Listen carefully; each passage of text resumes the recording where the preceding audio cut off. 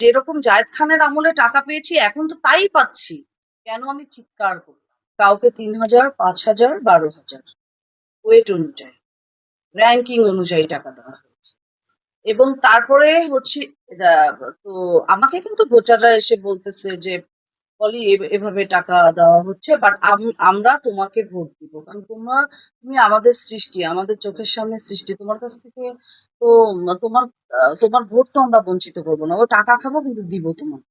তারা কিন্তু কথা দিচ্ছে, তারা কিচ্ছু বলতেছে না। এবং তারা উচ্ছ্বাসিত যে তুমি তো ইলেকশনে তো জায়েদ খানের ফিল পাচ্ছি। আমি বলছি, কেন?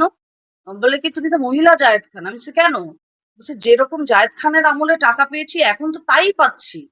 বইন বইন এভাবে তো ওরা কথা বলে। বইন বইন তুই প্রত্যেকবার ইলেকশন করবি, তুই কোনো চিন্তা করিস না, তুই কোনো চিন্তা করিস না, তুই লড়াই করে যা, তুই যা আগায় যা, আমরা তোকে ভোট দেবো। মানে সে জিতেই গেছে। সে এমন একটা ভাব, সে অনেক কিছু করবে ইন্ডাস্ট্রির জন্য। সে জিতে গেছে। সে যে ভোটার আসতেছে কানে কানে, আবার আমার কাছে ভিডিও আছে, সে কানে কানে কথা বলছে এবং কি যে বলছে জানি না। আমি তো বুঝতে পারছি যে ভোটের দিনও মানে এখনো তাদের ভিতর অনেক ভয় যে আজকে না জানি এই পলি হাত ধরে যখন ভোটটা চাবে, আজকে না জানি ভোটারের মন ভুলে যায়। এই পলি ঠিকই হাত ধরে ভোট চাবে, ভোট চাইলে ওরা ভোটটা সিলটা পলির ওখানেই মারে। টাকা ছাড়ো, ৫-৬ লাখ টাকা ছাড়ো, নাহলে কিন্তু হারবা, তুমি কিন্তু হেরে যাবা। প্যানেলের যে কোনো একজন হিরো, সেও ঘুরঘুর করছে আর বলছে যে টাকা ছাড়তে হবে, টাকা না মারলে জিতা যাবে না। আমি কতটুকু শিওর যে আমি এখন টাকা মারলেই আমি জিতে যাব? আমার দৃঢ় বিশ্বাস যে আমি টাকা কেন? আমি ফেল করলে বলবো আমি টাকা দিয়ে ভোট কিনবো কেন? আমি তো একজন শিল্পী। তারপরেও তো আমি প্যানেলটা চালানোর জন্য আমি তো ডোনেট করেছি, তাই না? ঝগড়ার আগে এবং ঝগড়াটার পরে আমি টোটাল এই কিন্তু ঘটনাটা। কেন আমি চিৎকার করলাম? সেটা আসতেছি আজকে। টাকাও কাজ করছে যেমন, মানে আমাকে আমাকে আর ওকে হারাইতে হবে এনি হাউ, যে কোনো ভাবে।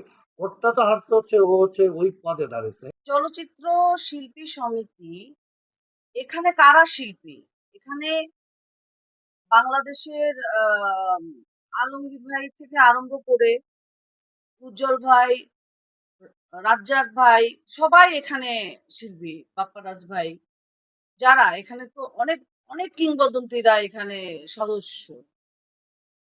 তো এইরকম একটা জায়গায় সদস্য যে এত এত এত Sucharita madam, Rozina madam, Shabana madam, Bobita madam, Champa madam, Suchanda madam, তারপরে ধরেন পূর্ণিমা, শাবনূর, পপি, মৌসুমী, ওমর সানি, তারপরে অমিত হাসান, আমিন খান, এমন কোন বড় বড় আর্টিস্ট নাই এখানে সদস্য না। তাহলে এই সদস্যদের, তারাও ভোট দিবে, তাদের ভোটের কোনো গ্রহণযোগ্যতা হবে না।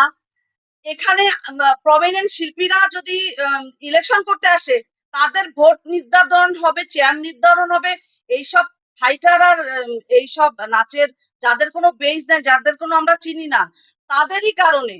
দুইটা প্যানেল বলছি, দুইটা প্যানেলের স্বার্থে যাদের এই যে অলিখিত চিনি না এদেরকে শিল্পী বানিয়েছে, তাদের হাতে নির্ধারণ হবে। এরকম এরকম ইলেকশন আমরা চাই না, যেখানে পরিচয় নাই, পরিচয়হীন শিল্পীরা এখানের চেয়ারের সদস্যদের নির্ধারণ